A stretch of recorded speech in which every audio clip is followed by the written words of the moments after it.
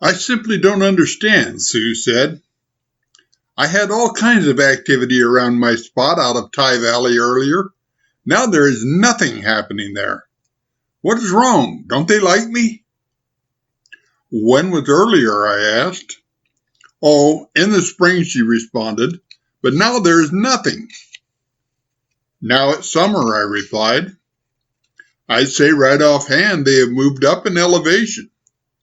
Your old spot is about 2,200 feet elevation, and with the advent of summer, their food moves up the mountain. If I wanted to find Sasquatch, I'd get to a spot above 4,000 feet elevation for this time of year.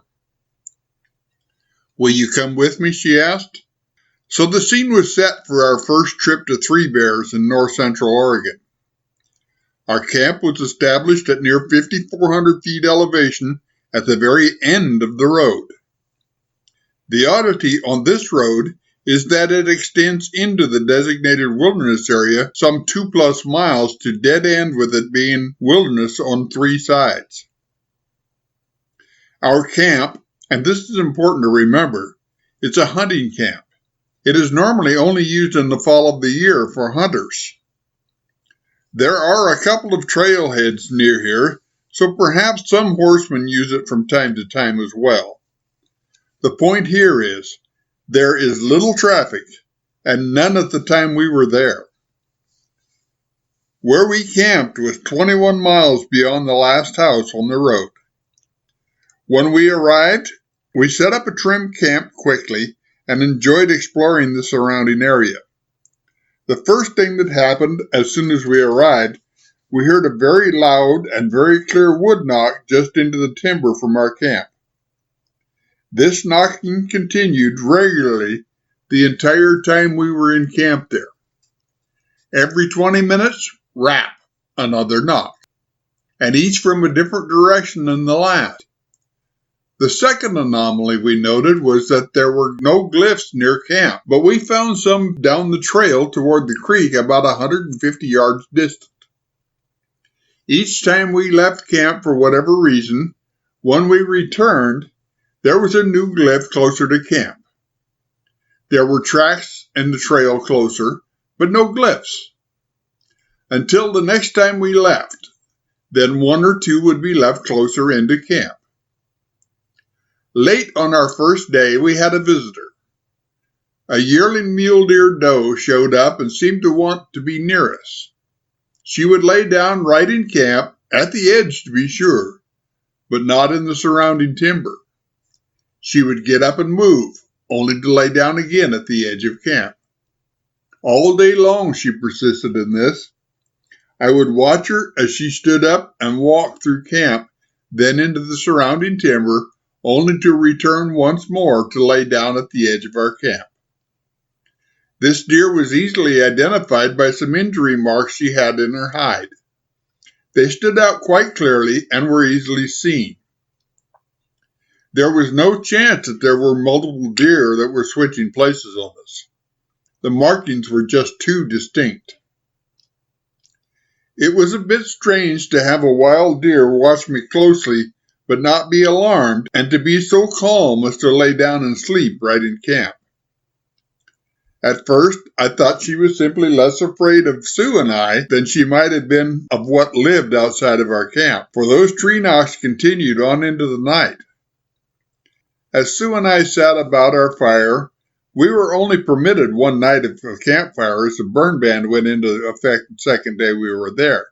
We still had our fire, but it was attained simply by lighting our gas stove, which could be burned legally.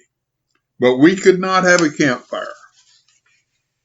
As is usual in camp, we did not remain out of our tents for long after the sun set.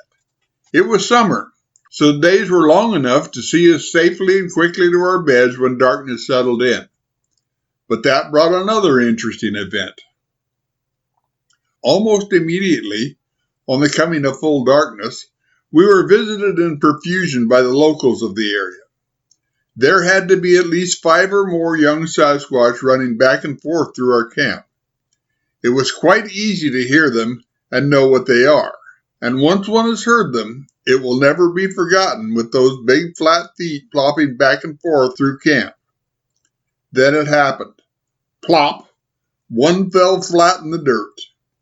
One could hear him clearly as his body hit the ground and the oof that exited from that body. But, undaunted, he got back up and off he tore once more.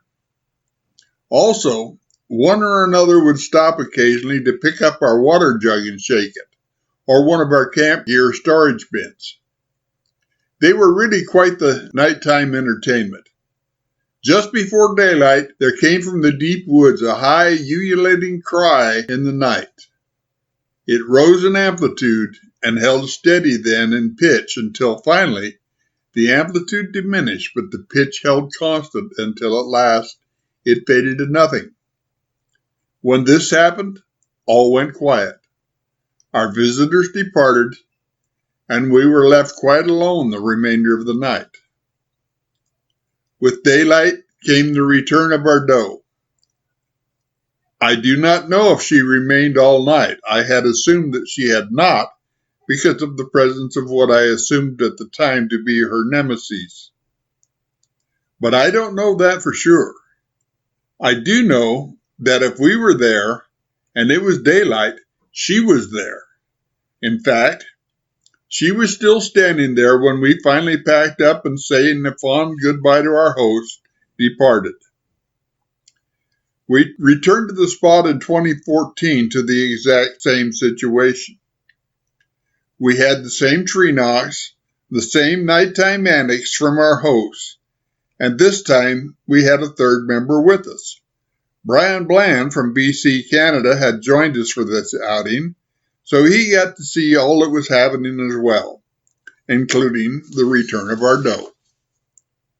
Was it the same deer? Yes, down to the same scars on her hide. It was her. Her antics were precisely the same. She bedded in camp and she watched us closely. She left to feed and returned to bed in our accustomed spot.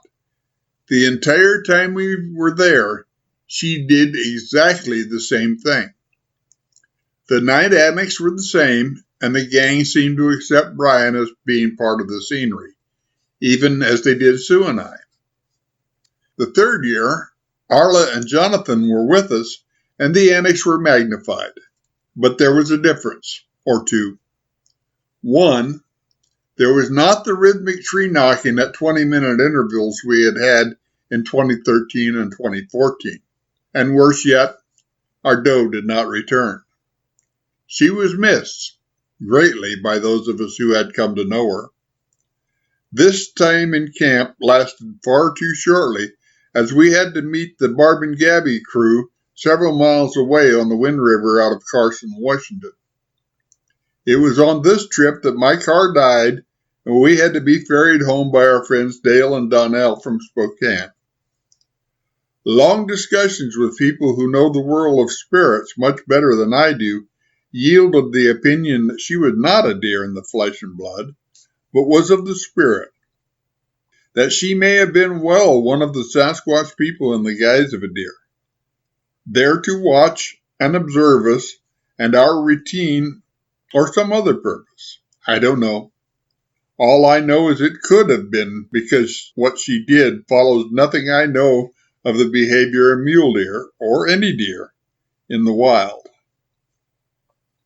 All I know for sure is that I miss her totally and would give anything to be seated in my chair in July at Three Bears Camp listening to the every 20-minute tree knocks and watching her as she watched me.